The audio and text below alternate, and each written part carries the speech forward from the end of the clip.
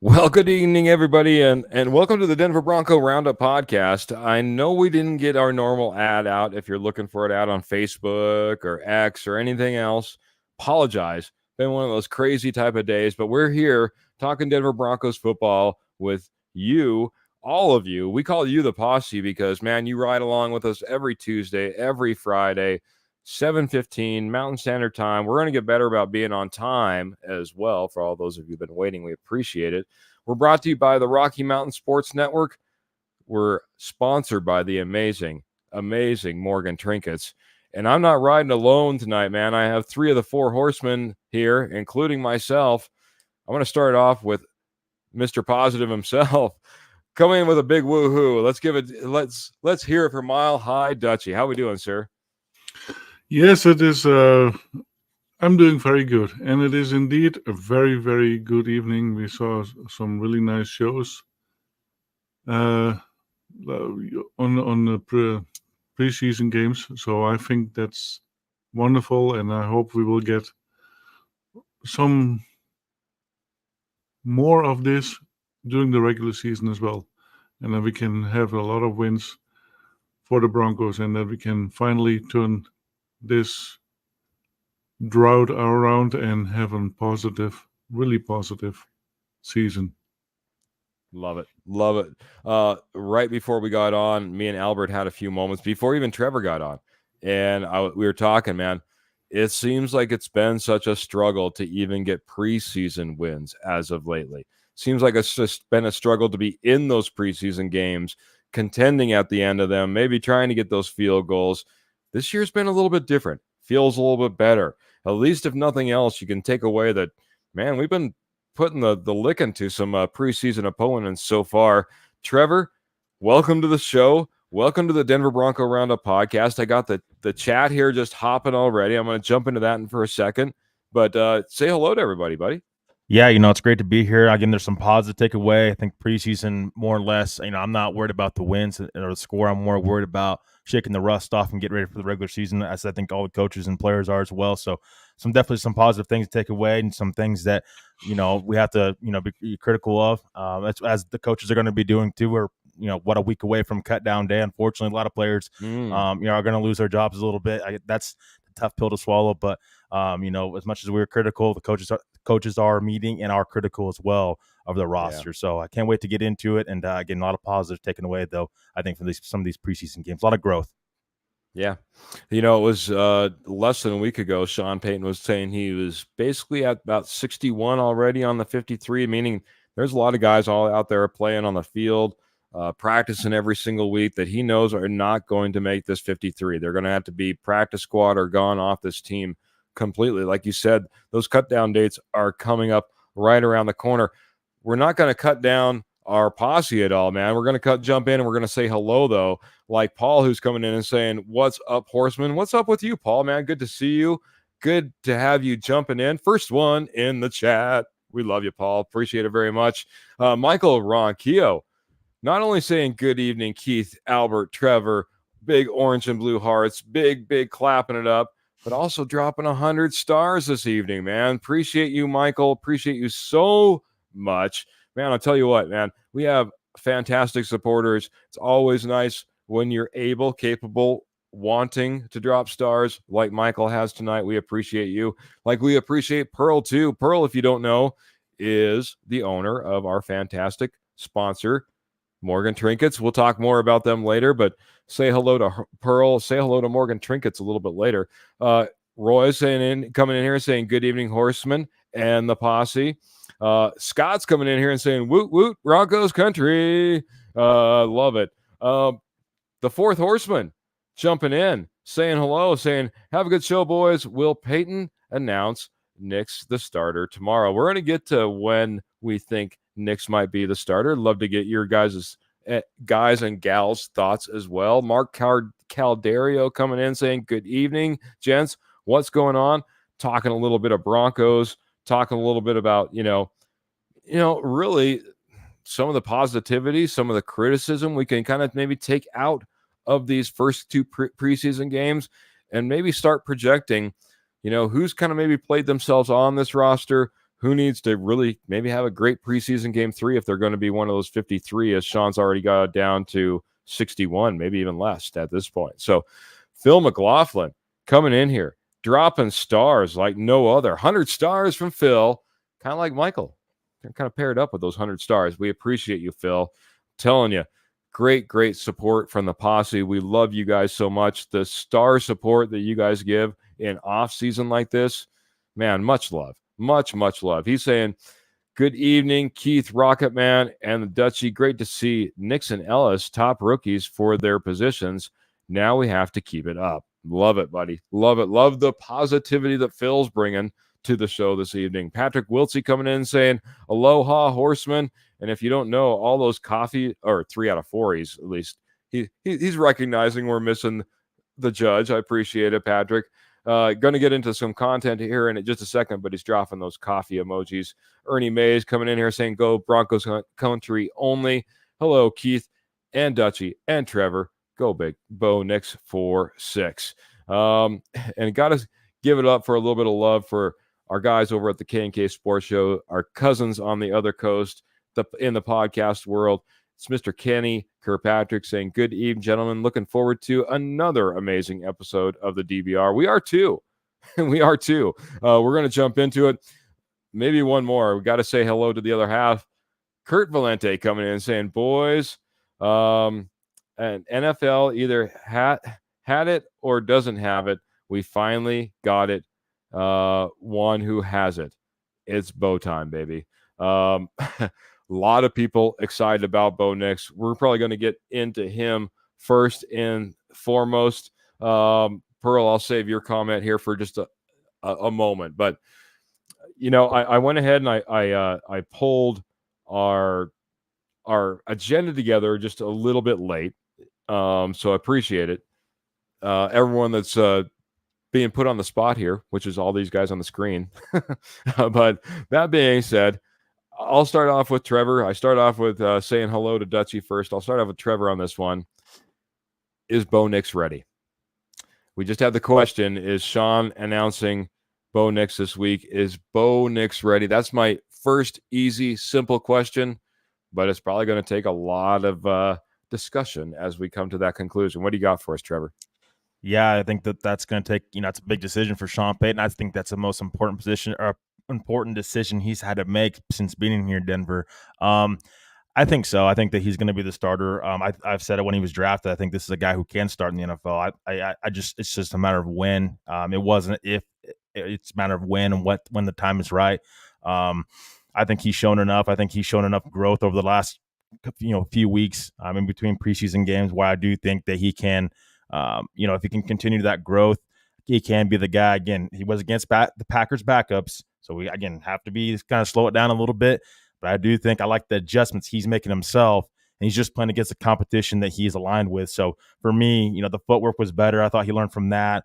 At the line of scrimmage, I thought he was better there. I think he's very mature. His football IQ is off the charts. I think he's got one of the highest football IQs that any of these quarterbacks in this past draft class.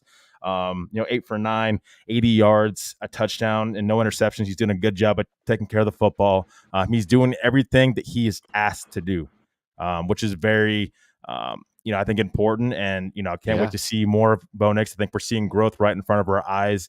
And I think that Sean Payton is starting to kind of come to realize that. And I think that he's going to end up naming Bo the guy. I think he's done enough. in my opinion, and I've seen enough improvement over the last couple weeks from Bo. I think that he's a guy that this team can trust to be their guy. Again, he's going to go through his struggles, but he will come out better for it, I think, in my opinion. And a lot of these rookies have to go through their struggles before they get better, and they have to learn from that. So we have to keep that in mind. He may be, some people compare him to a 9-year vet. He may act like with his football IQ, but he's still rookie, and it's still a big transition from the college game to the NFL game. He's going to go through struggles before he gets to his improvements, but I'm liking and encouraged in what I'm hearing and seeing from Bo Nix right now.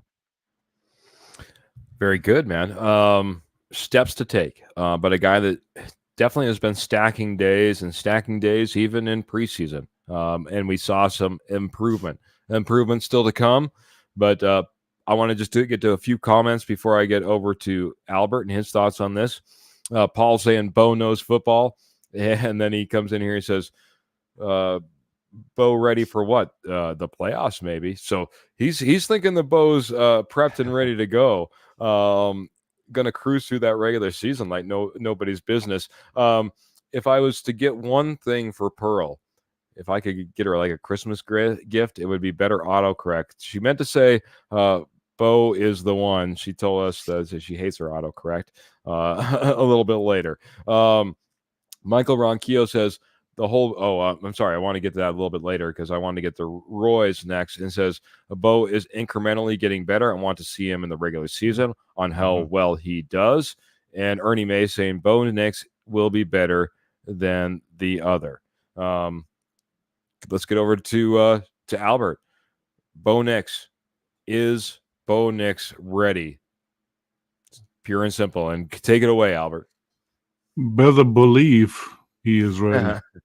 we have seen better play than we have seen the last couple of years from any QB that we had, and it only going to get better. He was more poised. He was more calm in the pocket. You even saw it with one of the plays with Stidham. Stidham acted hurried, and we didn't see that from Bo Nix. Does he make mistakes? Absolutely. And will he make some more mistakes? Absolutely. But I think he already fits this system so much better than any of the other quarterbacks. Russell Wilson never was a fit for the system. And even although I really like Russell Wilson, I really hoped so, but it didn't work. And Bo Nix, yeah, we already saw it when they had tried him out. They sent him a playbook for a tryout. During the flight, Bo Nix learned it. And that showed, and they even thought that he was cheating with the playbook, and they even went through his backpack. So this kid, I think he's going to be our future, and I really have my high hopes up high, and I'm looking forward to a really nice season. I'm looking forward to a good season too. I think there is a ton of optimism around this Broncos organization, Bo Nix, and everything that we've seen so far. I know how tough the season's going to open up. It's going to be tough. It's not going to be easy. I know that, I just don't want us to fall too far from the high expectations that we have as of right now. Bo Nix is still a rookie quarterback, but boy, I'll tell you what. I was thinking about this before we got on the air, before we even talked to Albert or Trevor here, and I was like, man, how many boxes does this guy check? You were just talking about the IQ, check, mobility, check, strength of arm, a lot better than a lot of people thought, I think, and can really whip it. I mean, if we want to talk about that touchdown to Mims, or whether we want to talk about some of his over the middle throws that are getting in there in between coverage, I mean, he has the arm that's necessary in order to thrive in the NFL. There's so many positives that we can wrap around Bo Nix. That being said, rookies don't always go out and perform like CJ Stroud. Trevor Lawrence was, everyone thought that Trevor Lawrence was just going to be that guy that was going to go out there and be a top guy from the get. And he's had his struggles. You know what I mean? There's going to be struggles along the way. And I see that, the thing that I love is that we're winning games like this, 27-2 back here on my board, and there's room for improvement. There's room for improvement. That 27-2 could be 35-2. There's room for improvement out there, and that's fantastic that we have that. But like I said, as we start off the season, we'll start talking about 53-man rosters. We'll start talking about season predictions over the next few weeks. But it's going to be a little bit tougher. It's going to be rough. And is Bo Nix ready? Man, I'll tell you what, kind of like Albert was kind of pointing towards, not only do I think we have our best prospect out there on the roster in the last 7 to 8 years that we can be excited about, that we've brought in, that's brand new, that's not rehashed from some other team and hoping that we can rekindle some type of flame. This is the most exciting prospect we've had at quarterback, bar none. Bar none. It's the first time that Sean Payton's had a first-round draft pick quarterback that he gets to develop and he gets to name QB1. There's tons to be excited about, and I hope you're excited too, Broncos country, but also be wary of, the pitfalls. This team is not perfect, and Bo Nix is not going to make them perfect either. He's going to have his own struggles, and he's going to have to come along as well. So Bo Nix, by the way, is my starter almost by default, because quite honestly, what Stidham, what Zach Wilson has put out there in comparison, how could Bo Nix not be your starter on this roster? You'd have to go someplace else not to name Bo Nix, and probably pay pretty heavily for it. So, well, I was going to go ahead, Trevor. I saw you kind of eagerly, so go ahead. No, I was just going to say we've already kind of seen those mistakes already. Like when, for instance, when he passed the line of scrimmage, and he didn't know. Again, that's a rookie mistake, and he did it. When he had Dulcich, I seen it on there was Dulcich was open. It could have been a first round, ended up turning into a field goal. But Bo knows he's going to go back and watch. He's going to learn from that. That's what he should do. This is the preseason. Get the wrinkles out now. Yeah, I know he's not playing against starters. I want to see him play against the starters too before we jump on, he's a franchise quarterback type thing. Yeah, they're hoping he is, but I want to see him against the starters. There's some things I really love about Bo Nix. Absolutely. As a prospect, and he's learning each and every week, and I love that about him. But again, he's kind of going through those wrinkles right now, and that is fine. That is perfectly fine. There was I think James Palmer had it on Twitter. He said the kind of the feel and at Dove Valley, well, not Dove Valley now, but that Sean Payton wants Bo Nix to earn that. He didn't want to name him the guy right away. That's part of it. He wanted Bo Nix to earn that. And we've kind of pointed to that plenty of times. Maybe Sean just wants Bo to earn that. Just because he's a first-round pick doesn't mean he just gets the job. He needs to earn that job. And I think he has earned it up to this point. Each and every step of the way, he has earned this job. And that's why I think he gets that. And he's getting better, in my opinion, as well. As more and more he learns his playbook, his knowledge, his football IQ is huge. I think that's something that he's very, very good at, is just learning football, studying football. He's all about football. When Sean Payton, like Dutch, you were saying, when Sean Payton is dumping the bag out, it's football stuff that was in there. Yeah. And that's just a passion that Bo plays with. That's why that's another big important part of this is Bo's passion for the game. You have to have a passion for the game when you're playing at that. There's some of the elite guys, Peyton Manning, John Elway, they had to be a student of the game. They had to be those guys that were into football most of the time. And so I think Bo has that edge about him that I don't know if those other rookie quarterbacks have. Yeah. Usually don't get too religious here too, but I'll say this. Supposedly also the only other object that was non-football related in that backpack was a Bible. And I think that goes a long way in endearing himself to his locker room teammates a lot of times and Broncos country as well. Got to get this a few more comments because it started blowing up. First off, Big Sis came in here and went crazy. Sis, thank you so much. Dropping 800 stars and saying, wow, love you guys so much. So, wow. Thank you, sis. Not that you have to drop 800 stars, but we'll catch up a little bit. I know it's been a while. So that being said, appreciate you coming in here and being a part of the conversation and showing the love. Phil McLaughlin coming in here and saying, no matter what happens with Nix, I hope Peyton plays him all season, no matter how he plays. Kenny's coming in here and saying Bo Nix's success is going to come down to the offensive line play. If you have concerns about the offensive line, you have to have concerns about Nix, in my opinion. I am concerned about McGlinchey and the center position.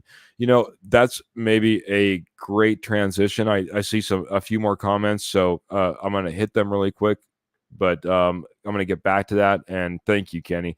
Roger's coming in here and says, don't get me wrong, I think Bo Nix doing well, but second and third stringers. It will take a big jump with starters. I would love to see him start.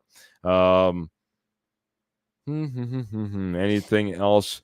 Ernie Mays, just Bo leave. Bo should be the starter according to Pearl as well. And Roy's concerned about that right side. So Scott's coming in here and says, so I'm so excited. I can't hide it. When the caveat that mistakes will be made with a younger team. Yeah, absolutely. It's a great point. Sean has pointed out many times that he's excited about this young team, but they are a young team. Second topic on our agenda, I guess you could say, gentlemen, was who has played themselves on this team. Now I'm going to scroll back up to some comments that came up earlier about a particular wide receiver that Pearl brought up. I think Michael commented as well. But that being said, I'll start off with Albert on this one. Albert, who do you think has just absolutely played themselves on this roster? Maybe somebody that you thought was maybe an outlier, because it's, obviously we know Bo Nix is going to be on this roster, but those guys that maybe played themselves into position. Who do you have in that slot, sir? For me, definitely Tim Patrick. He has played himself in this team, and Jonah Ellis. He has been on fire, and I really like what I see from him, and he definitely is on there. But I also think that Justin Stannard is on the team. Because took three, just like that. Oh. So, go ahead, though. Okay. But go ahead. Seriously. I will leave it with those three for now, because there are so many more that I've seen that they're definitely going to be on the team, and I don't want to take all the heat away from Trevor and you guys, because you have options as well. But yeah, talk to me to do this. Talk to me a little bit about Sternad and what you've seen from him, man. Because obviously Alex Singleton's out there. I think Cody Barton has looked pretty good too. So Sternad's playing a little bit further down that depth chart. What have you liked about Sternad so far? He was really good against the run, and it might not be the first stringers, but what I saw, he was active. He was in there. He was not afraid to attack the line of scrimmage, and that is what we have been missing a little bit. And I think it does make it easier if you have a Jonah Ellis and Benito working really well together. But yeah, all in all, yeah, let's finally see Stannard do what he can do, and let him be on the play. And because I think there's way more to Justin Stannard than we ever have seen. Very good, buddy. I like it, man. I like your call out on Sternad, the guy that's been a little bit further down the depth chart. I want to get your thoughts on him. Turned over to Trevor, man. Albert did take a few guys. Tim Patrick, Sternad. Who was the other one that you named in the middle? I'm sorry. Jonah Ellis. Jonah Ellis, yes. How could I forget about him? So name three. Didn't give us a whole lot of details other than Sternad. I made him give us a little bit more love there. What are your thoughts on his or others that you like on this roster that played themselves on maybe on this roster, Trevor? Yeah, Albert stole my thunder with Tim Patrick. I think he absolutely this is a guy that he's making this roster. I think he's going to start. I mean, I think this is why I was saying a few weeks back when some were kind of down on Tim Patrick. I said I think Sean Payton has bigger plans for him, because before he got hurt, there was rumors around that he had bigger plans for Tim Patrick. So I didn't believe they were going to cut him unless he just looked horrible out there. I'm going to give you three guys, in my opinion, though. Chris Abrams-Drain's one of them. I just think that he's just, again, I don't know if he's going to start, but I think he's good depth. And I think when Sean Payton's talking about this draft class in 2024, I think he's also talking about a guy like Chris Abrams-Drain, a guy that can possibly play his way to be a starter, I think, going forward And maybe he pushed to be a starter this year. Probably Moss and Levi Wallace don't work out, but I think he's a guy that sticks out to me. I thought Greg Dulcich looked good. On Sunday, I thought he's a guy that if healthy, I think he can break tackles, and his speed is out there. Maybe he's not as fast as he used to be, but I think he's got enough speed out there. He can be a nice playmaker, I think, for this team and for Bo Nix. Or whoever's starting quarterback, probably gonna be Bo Nix. But I thought those two guys were guys that stuck out to me. I had one that just also wasn't on my mind that Devon Vele. Devon Vele is another guy that I really like as well. Again, not sure how big of a part in this offense he plays this year, but I think he's played himself on the roster, and I think the Broncos are going to have a tough time, with this wide receiver room, figuring out who's going to make this roster kind of on the backside of this roster because of Devon Vele's play. Let's be honest, I don't think that none of us expected him to be this impactful this soon. And I just think it's a great story. If he makes this roster and is, a guy that they can count on for a depth reason. But maybe a guy like little Jordan Humphrey doesn't make this roster. Maybe Brandon Johnson don't make this roster because a guy like Devon Vele has just stood out this soon. So those are my three guys. Yeah, you guys stole a lot of thunder. It's always fantastic coming last. But I got to give a shout out to one that Trevor just named. I didn't think Greg Dulcich was going to be able to make the impact that he did. He really came out, especially in this game too, started to look really good. I'm still going through that all 22 film, but got through about the first half of it. Kind of really liked what I saw from him. One that I'm kind of surprised that didn't get mentioned as of yet was Keydron Smith.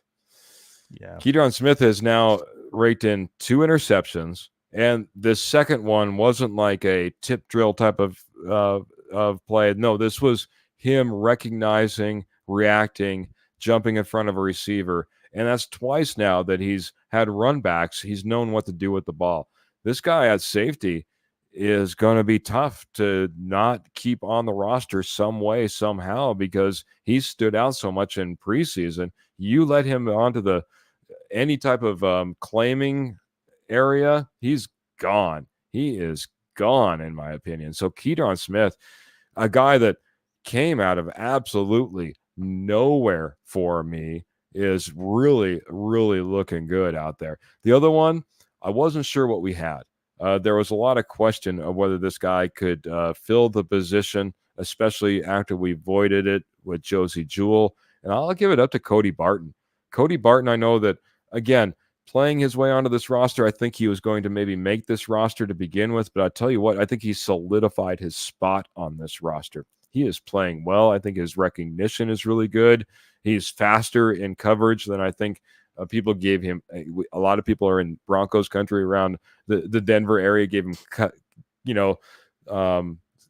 truly some credit for, because the guy gets out in space and he's not afraid to mix it up, obviously going downhill as well. So I really like what Cody Barton has brought as of yet.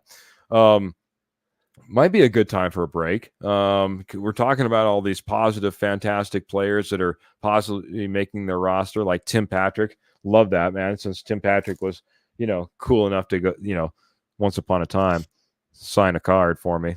Love you, Tim Patrick. That being said, got to talk about our fantastic sponsor, and that's Morgan Trinkets. Morgan Trinkets is your headquarters for any Southwest jewelry, any Southwest pottery, or any estate gold that you'd like to have at wholesale prices. Morgan Trinkets is a nationwide company. I'm going to call it 34 years experience now. I think it's been long enough. 34 years experience in the industry, once nationwide. Now they're just here at home, guys, right here in Colorado, northern Colorado, southern Wyoming. That's where they take care of all their customers. They ship nationwide through Facebook. They take PayPal there, and all their shipments are free as long as you spend $50. If you head on over to their amazing shows that they're always putting on all over like I said, that northern Colorado, southern Wyoming country, then you can, pay by any major credit card as well. If you don't see what you like, make sure that you message our good friend over there, Pearl, at Morgan Trinkets, and she'll find exactly what you're looking for. Silver starting at $10, going all the way up to $2,000 as well. And all sterling silver, I'm telling you, Morgan Trinkets is where it's at. Check out Morgan Trinkets. I'll drop the link here in just a second. But if you're looking for Southwest jewelry, Southwest pottery, or estate gold at wholesale prices, it's the place to be. Check out Morgan's Trinkets today. So, guys, we talked about all those guys, or a few of those guys that really seem like they came on, played themselves onto this roster, are really looking good. I think that list could go a lot deeper, but we're also going to talk about those guys who maybe have struggled, maybe have not played up to the potential, and now maybe need a great preseason game 3 as well. Before we get to that, I'm gonna hit a few more just comments, just really quick. Dan Wickett was coming in and saying, Michael Ronquillo, 100%. Chris Evans Drain, KAD has to make the 53. I think that was one that you pointed out as well, Trevor. Smith was an undrafted free agent, says Pearl. Yeah, Keydron Smith just coming in here. Hi, Keydron in the closet, says Roy. I love that. I want to get this one too. Dan says, before we jump into that guys who need to pick it up a little bit, he says, I also have hope that Denver Broncos will keep running back Tyler Beatty. This is a guy that's shown out a little bit here and there. Had a touchdown in the last game. I'll go to Trevor first on this one. Trevor, Tyler Beatty, has he shown out for you, and has he shown out enough to make the 53? What do you think of Dan's comment here? Yeah, I don't think, Beatty's done enough, in my opinion, to make this roster. Also, your running back room is really deep already, and you're already going to have some very, critical decisions to make on a few guys. Samaje Perine being one of those guys that may not be a Denver Bronco, but I just think the mixture of running backs on this team and the wide receiver depth, and then talk about 3 quarterbacks here, eventually you start running out of roster spots eventually. So, you can't keep everybody. It's just what it is. And I think the Broncos know that there's going to be guys that are going to get picked up on this roster that aren't going to make this roster, unfortunately. Tyler Beatty can definitely be one of those guys. Unfortunately, I just don't see him making this roster with the amount of depth that you have with Javonte McLaughlin. I think will absolutely make this roster. I think SMA with this getting better at pass blocking this last game, in my opinion, I think we'll obviously make this roster. I'm not even sure a guy like Blake Watson. Again, we haven't even talked about Blake Watson, but a guy that may not make this roster. So, just a lot of depth at running back. It's hard for a guy like Tyler Beatty to, I think, make this roster. But hopefully he will pan out and maybe be back in the practice squad. But if not, hopefully he'll pan out for another team. I'll go to Albert on this one. Phil's coming in with a couple of names he really loved as well. He says Alex Singleton and Zach Allen have been killing it. What have you seen from Alex Singleton, Zach Allen? You liking what you see? Have they taken steps? What are your thoughts on them in general, buddy? I think Alex Singleton might already have a record in tackles in preseason games because he is a tackling machine. We have seen it again in the last 2 games, and he doesn't stop. It is amazing. And then, as with Zach Allen, he is also shown tenacity. He's going after the quarterback, even although it doesn't seem that he can win it, but he still goes after it. So we saw that, and that's why he ended up with a sack. Yeah, I'm really liking the D-line. I think our defense is going to be pretty stout for what we've seen. And even with a lot of young guys in the secondary, with pretty much only one vet there, I think we might be surprising a lot of people with the defense that we're going to have. Well, that makes one of you. With Graham, that makes 2 of you. He says the defense will be superb, top 10, maybe top 5. I'm going to be the 3rd. I really like what I see from this defense, and I don't think we're taking a step back in any sense of the way. I think we're taking steps forward from where we've been, and it could be not steps, but maybe leaps that we're talking about. I really like what I see on the defensive side of things. We are going to go ahead and get to that other side of things. Maybe the not so feeling good about things, like Scott, who's coming in here as well. By the way, thanks, Graham, for coming in over on YouTube and dropping the comments. I love it.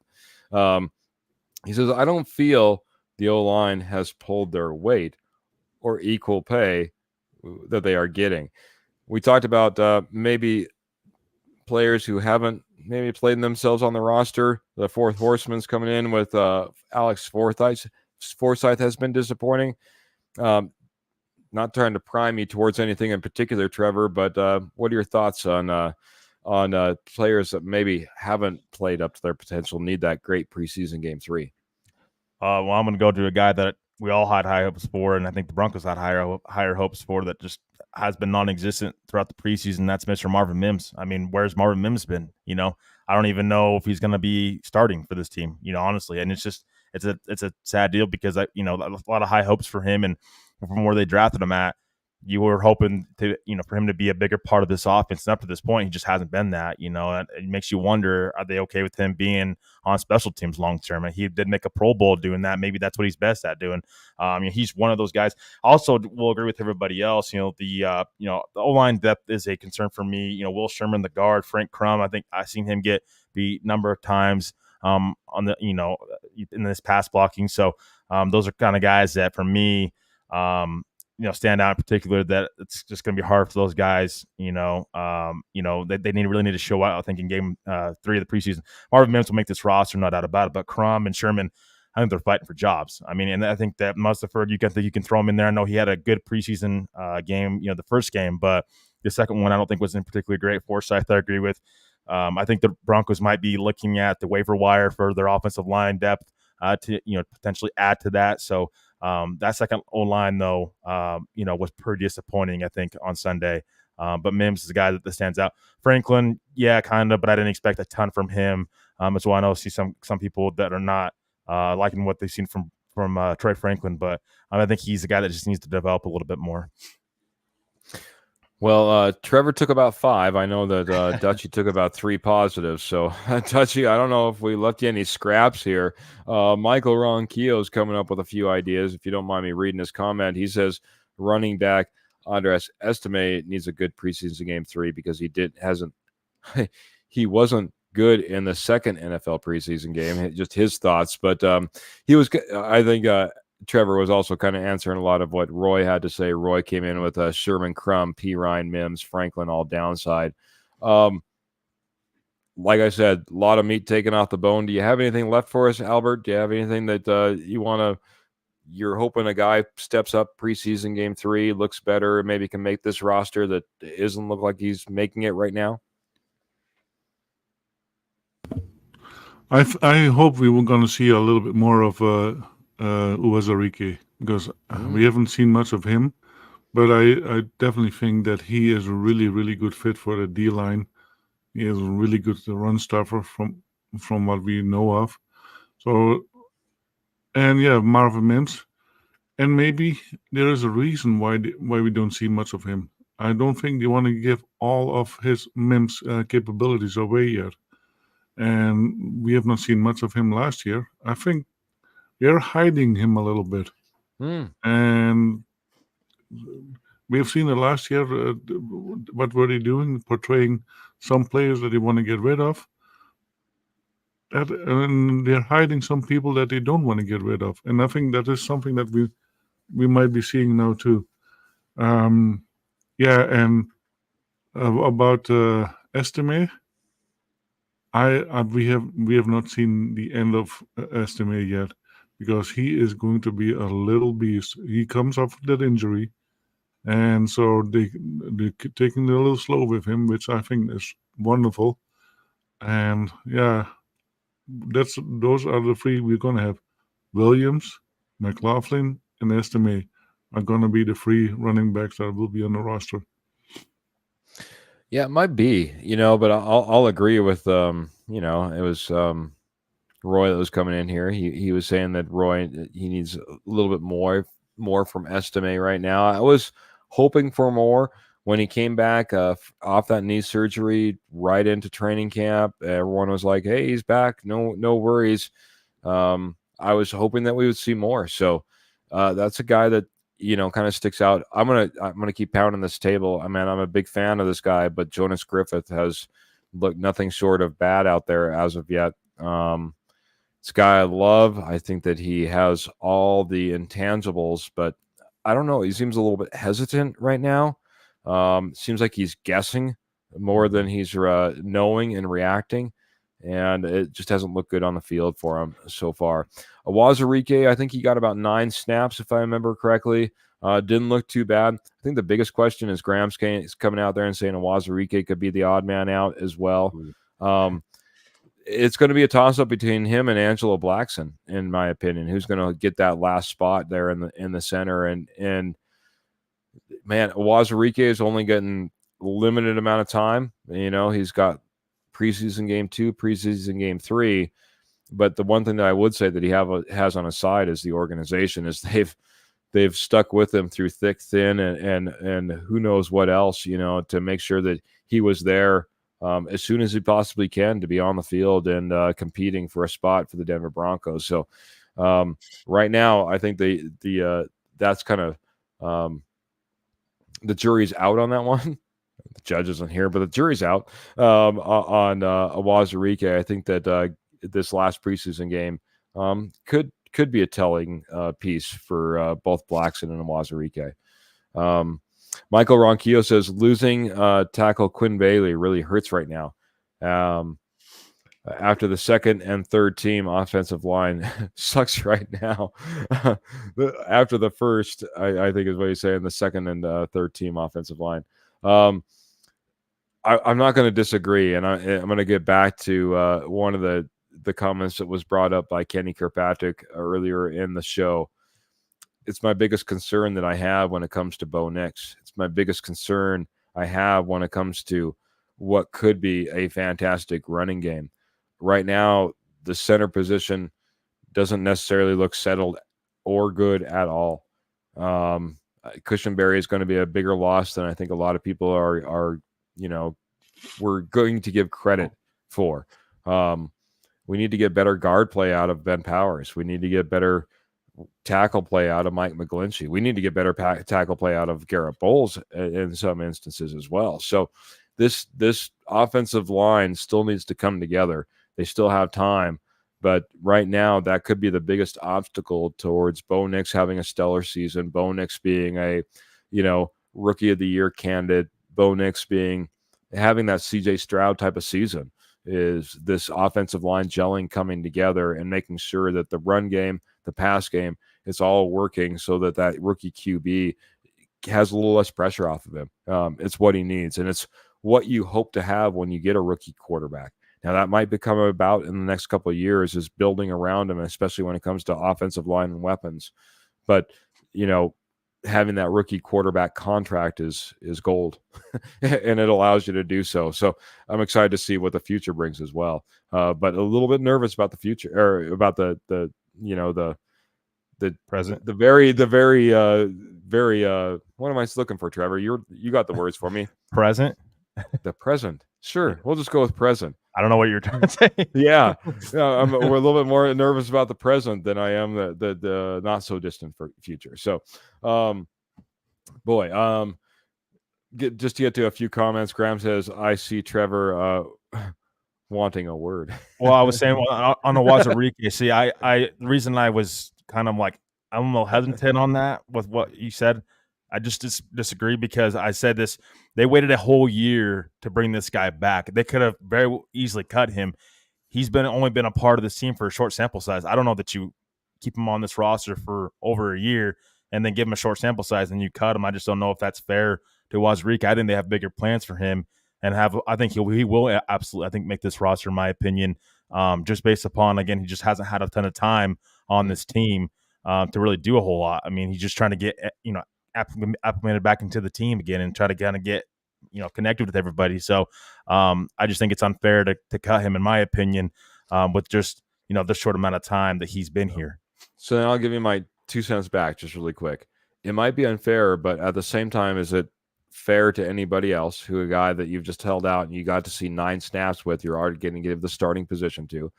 Sean Payton always talks about picking the right 52 because you don't want to let one of the wrong guys go off your roster. And with only a 9-snap selection this year after being a year out of football, that's not much to judge that on. And last but not least, I got to think that Awazarike, if he was not put on the 53, would be less likely to be picked up than some other players because of his history and because of the baggage that he has and the year that he's had out of football and only having 9 snaps. So it might play in your favor if you end up having to put him down onto that practice squad, hoping that he clears some waivers there.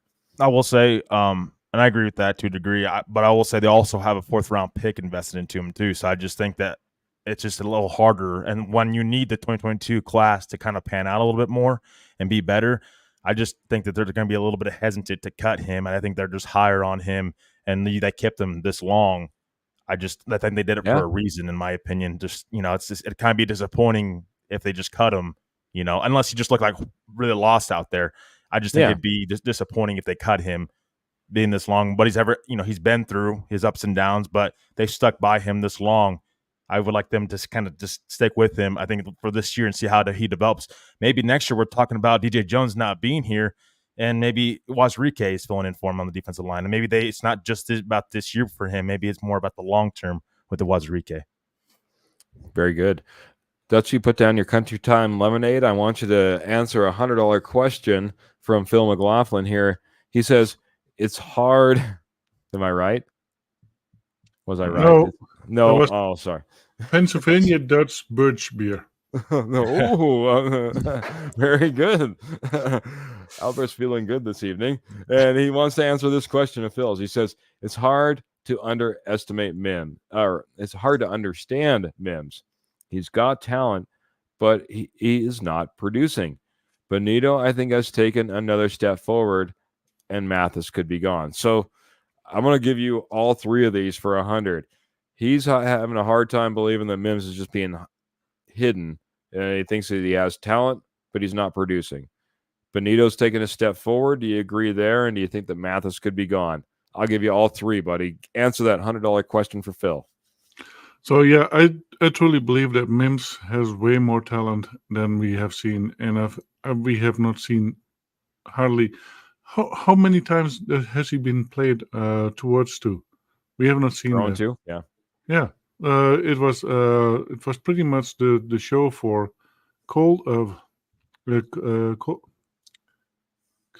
Sutton. Yeah. Cortland Sutton. Cortland. I was thinking the Formula One racing. David Coulthard. Sutton, Patrick. We saw a little bit of Dulcich. We saw a little bit of Crow. We saw a whole bunch of other people getting the ball. We didn't see Mims. I think they were hiding him because there is so much more to it than we will see it in regular play. Yeah, Bonito, definitely big step forward. And if Jonah Ellis is on the other side, those 2 are going to be a dynamic duo. We have seen it a couple times already during this second preseason game, and they are wreaking havoc a little bit over there. And Mathis, yeah, we have seen some good stuff on Mathis, but I think there are other cornerbacks that have stepped up way bigger than Mathis. And I saw a couple plays from Mathis that I liked, but yeah, other cornerbacks did better, in my opinion. So the Maris Memphis could be indeed one way out, or maybe practice squad. Yeah, I think that if I was going to give my 2 cents, I'll make it really quick. I'll let Trevor maybe give 2 cents rapid fire on these ones as well. Mathis, I still think can make this roster, but I think he's going to be deep on that 53. You always keep a lot of cornerbacks. I think he's shown a lot of potential. I think he's improved over last year. Bonito, I think I don't see a step forward. I still see problems where he's having trouble setting the edge. I don't see him necessarily pressuring the quarterback, even against 2s in these last ones. I think he's good, but I haven't seen really any of our edge rushers step up to the place I want to. I haven't seen huge pressure from Bonito. I haven't seen huge pressure from Cooper. None of those guys have stood out. I'm not going to give Bonito any additional love. Marvin Mims got me, buddy. You absolutely got me, Phil. There's a guy that should be out there, should be producing, should be part of this team. And right now, he seems like he's nowhere to be found. Now, maybe he's not being targeted, maybe he's being hidden, but tell you what, if that's the case, they're doing a good job doing it, and they're making us all feel like he's a whole lot of nothing, because that's what it's looking like so far. Trevor, your thoughts on these three for Phil? Yeah, Marvin Mims, I don't understand, what's going on. And maybe he just got beat out too. I mean, it might be just kind of that, where we're at. Tim Patrick, I think maybe he kind of upped Marvin Mims on the depth chart a little bit. I don't know what their plan is with Marvin Mims going forward, honestly. I mean, maybe, again, you got to find a way for him to be an impact on this roster. Nick Benito, I think he's improving in aspects, of his game a little bit, but he needs to show more. I'm not ready to kind of fully jump on that train in one game. He's another guy I think needs to step up in the third game. And that, I think, what was it? Damari Mathis, the other one? Yes, Damari sir. Mathis, I think he has a chance to make this roster. I think Sean Payton's pretty high on him. It was he mentioned Damari Mathis and Riley Moss competing for that cornerback spot on this roster next to Pat Surtain. So on the other side, Pat Surtain. So I think Mathis, will have a chance to make this roster. I think has a good chance of making this roster. Again, need to see more from him, but I'm encouraged what I'm seeing from some of these guys. But need to continue to improve. Roy's coming in and says, again, hi to Wazirike when the NFL mob comes. Tell them they can't come in without a warrant. I love it, buddy. But and we got a new face over on YouTube. And I'll throw this. This is going to be some of our final questions. 2-minute warning, gentlemen. If you have any guys, gals, if you have any final thoughts, let's get them in the posse in the comments. And let's wrap this show up. But Douglas has a thought. He says, hello, guys. Today on YouTube, it kind of seemed like a commercial to trade for Patrick Peterson. What do you guys think? Do you guys think that would be a good fit for a trade? I think it would be interesting. Patrick Peterson, cornerback now, kind of cornerback safety, long-time Arizona Cardinal. Last time I think he was with the Baltimore Ravens, if I remember correctly.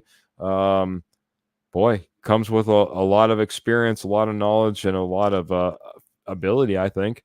I'll throw it over to you, Albert. What do you think about a Patrick Peterson coming in and maybe helping us out in that secondary where we have a few questions? I think we are pretty good on our secondary. Let's keep it young. We have Patrick Surtain. He's going to be the veteran over there. If the Mary Memphis stays on there, he has a couple of years on his belt. I think we are doing really, really well with this. And yeah, do we want to have another veteran in there? Yeah, we could have kept Justin Simmons or Justin Simmons. Yeah, But yeah, that'd be a good one. that would have been good. But I don't think we need it. I think we have what we need. Skinner should step up. Stonard is back. I think we are good. All right. Keep it as Nope. it is. Yeah, you had an agreement from Michael Ronquillo saying he's fine. We can pass on Patrick Peterson. But what are your thoughts, Trevor? Patrick Peterson, man, a lot of experience, a lot of know-how. Potentially a future Hall of Famer in a Patrick Peterson. Could be a Bronco. What do you think?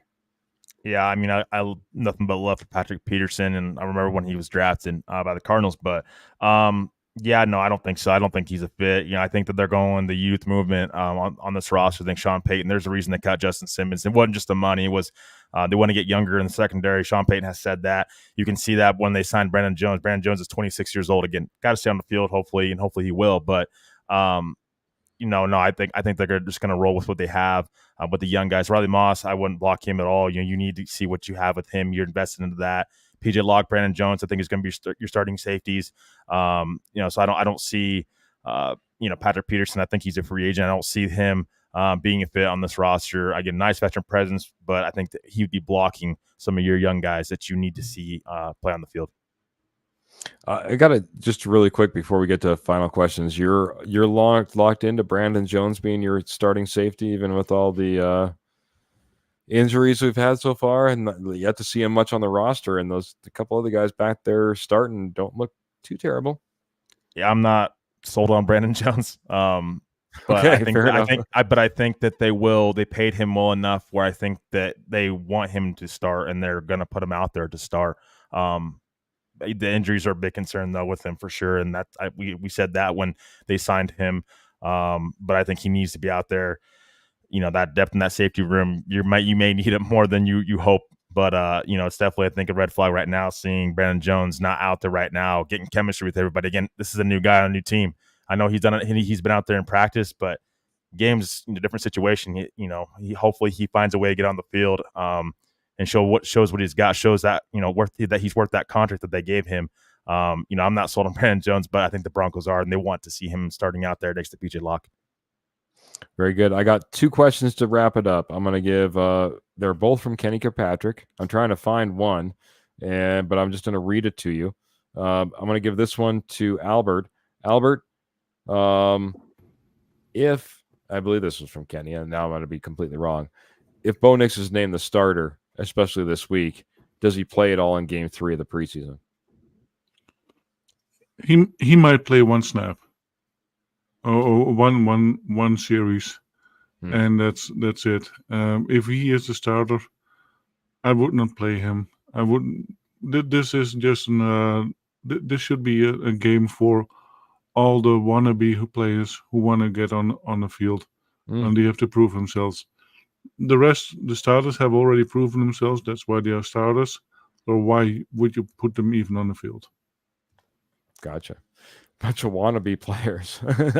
Sorry, that came across as a different vernacular here for me. But back in the day, I don't think they're wannabe players. I think they definitely want to be on this roster. But that being said, yeah, it's an interesting question. I'm gonna flip the other question from Kenny Kirkpatrick over to Trevor to wrap us up. He says, "What do the Broncos do at running back?" Because to him, it looks like all running backs are basically putting up similar numbers. So, I'm going to let you answer this question. I'm going to have a little bit of a commentary at the end of it. Yeah, first, I just want to point out Patrick Peterson's a free agent, so the Broncos wouldn't have to trade for him. They would just have to, if they were interested, they would just sign him. So I wanted to clear that up a little bit. I kind of think that your running back room, unless someone just really stands out, I think in Game 3, because Blake Watson hasn't stand out to me up to this point. Beatty, yeah, but again, he's, it just, you have so much depth in front of him. I just don't know that you're going to keep him, because you keep, the 4 running backs, somebody else is gone, the wide receiver room, or maybe you're not keeping 3 quarterbacks. So it's a numbers game with this roster. I think you're rolling with Javonte. I think Javonte is showing, glimpses of Javonte from 2 years ago, and I think he's healthier. Jaleel McLaughlin, I think, he shows the explosiveness that you want in your running back. And then Estime, I think that he's going to make this roster, probably in a, I don't know how big of a role he's going to have this year, but short yardage, you need a 3rd and 1. You're at 3rd and 1, and you need a first round. You hand it off to Estime, your offensive line blocks. I think you have a pretty good shot at getting a first down and extending the drive. So, I just think that they're probably keeping 3 running backs. P. Ryan, I think, may be out the door. With Estime, I think Estime is getting better pass blocking, in my opinion. And so P. Ryan might be out the door. And P. Ryan, I think he's kind of struggled in the preseason. So, the Broncos can save money with him. So that's how I see the running back room shaking out. Yeah, unfortunately, I think it's going to be a money game. And we keep talking about this young roster. Mm-hmm. P. Ryan just doesn't serve a high enough value especially for what he's getting paid to I think remain on this roster. That being said, I've been almost nothing but disappointed. And when it comes to Estime, I don't think he chooses the ball, the hole very well when he's carrying the ball. I don't think that he has the power that everyone thought he did, where he was just going to be running over everybody in the NFL. I think that there's a lot of things that he needs to start picking up on pretty quickly to be a formidable piece of this running back room. Hey, in my opinion, it's going to be relying on 2 people, really. It's going to be relying on Javonte Williams. It's going to be relying on Jaleel McLaughlin. And that's going to be our 2-headed back. we'll have a plethora of guys behind that, whether that be a Blake Watson or an Estime or maybe a Tyler Beatty makes this roster as well. I think there's plenty of opportunity there. But that being said, Estime, I want to see more from him. That's one of those game 3 guys I'd like to see more of. I said that I was just going to leave with a little bit of commentary. I think that running back room and that question that Kenny brought forth is just serves as a great example of kind of how I feel about this roster. We talked about, a while back about how I didn't feel like there was a lot of A players, there was a lot of B players. And I think that we see that prove out where we think that, hey, Audric Estime could be the top guy, but no, it's going to be this guy. Or maybe it's Tyler Beatty, or maybe Tyler Beatty deserves to be on this roster. Or you're looking at the wide receivers and everyone expected Mims to be big and Franklin to be big, but all of a sudden now it's Tim Patrick that's kind of come back. And, there's just a lot of kind of this mediocrity that we're looking for. Not to say that you can't have superstars rise out of that mediocrity, but it just makes me feel like at no point did we ever feel like, well, maybe it's, Sam Mustipher, maybe it's, Luke Wattenberg, maybe it's Forsyth. We just don't know because they all seem like similar ilk players. I'm hoping that with the way that this team is running, with the excitement behind them, with the way that Sean Payton has them running, like he says, sometimes these young guys don't know any better and they go out there and they outperform way beyond their means. I think there's going to be a lot of that this season. I think we're going to have a lot of excitement. I just hope that we can keep it rolling. Keep it rolling like we did all night during this Denver Bronco Roundup podcast, mainly because of the amazing posse who came in here, dropped stars, had questions, had amazing thoughts, opinions, you name it. But that being said, we're going to have to wrap it up. We're going to have to get on out of here. We're a little over the hour. Not too bad. We've certainly had worse nights than this. But we're going to wrap it up. We're going to say goodnight, and we're going to get back with you shortly. I'm going to start with Albert Mile High Dutchy, man. He always does it well. Say goodnight to the Denver Bronco Roundup podcast, Posse. And I want to say they're going to keep 4 backs. Let's not forget Michael Burton. Oh, yeah. Fullbacks. Yep. So they're going to keep him. Yeah, it was an excellent show. It was really good to be here on the show, and not just as a commentator, as a host or co-host, but it is really good to be here. And I think the posse can agree to that. We have an excellent posse group and excellent support from them. And I want to say thank you to Paul, Michael, Pearl, Roy, Scott, Jody, Mark, Phil, Patrick, Ernie, Kenny, Kurt. And those 2 are from the K&K show, our East Coast cousins. And of course, my lovely wife was there. And yes, she was. And Big Sis was there, Roger, Dan, Graham, and then a brand new guy, Douglas Wall.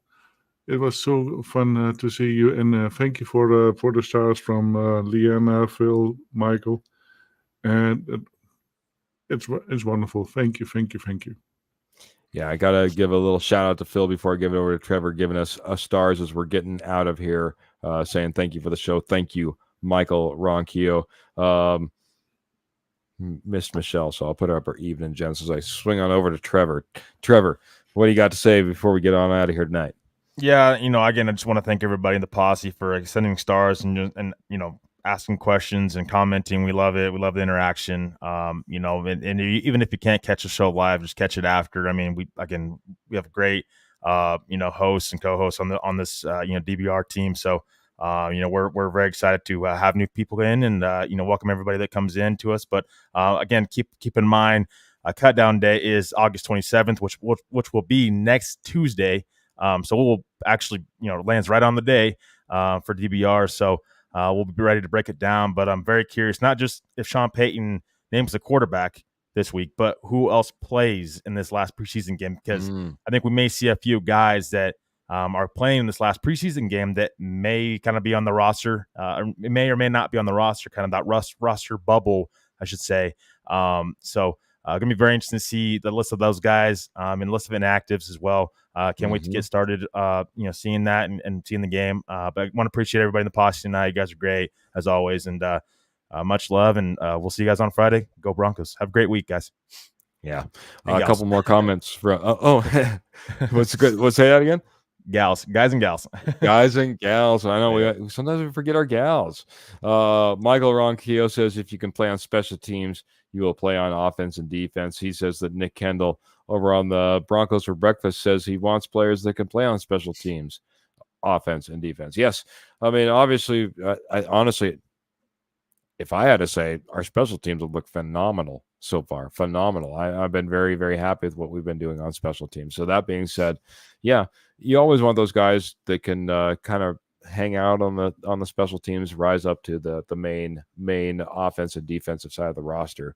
But that being said, thank you, man. We have had phenomenal support from every single one of our supporters, our posse out there. You guys are just amazing. You show me out, show me up every single week, it seems, coming in here with all your comments, all your questions, all your great thoughts, ideas.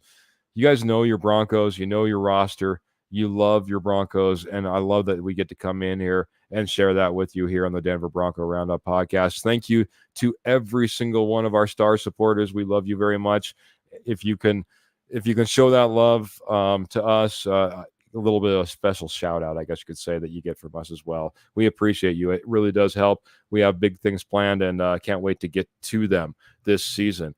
That being said, the Denver Bronco Roundup podcast, where can you find us? Well, YouTube, Facebook, X. You can find us just about every place. When can you find us? Every Tuesday, every Friday, 7:15 Mountain Standard Time. Who we sponsored by? The amazing Morgan Trinkets. Make sure you check them out. And of course, who we brought to you by Rocky Mountain Sports Network. Check those out on all the socials as well. We're going to get out of here. Can't wait to get back with you guys all on Friday. Should have even more news about this roster and how it's starting to shake out and what that preseason game 3 should look like. So, man, until next time, make sure you keep those boots in. You got your sign off already. Yeah, stirrups. I know the Mile High Salute threw me off, Dutchy. Make sure you keep your boots in the stirrups. Keep your guns in your holsters. And of course, keep the Broncos in your heart. Till next time, we're out of here. Have a great night, everybody.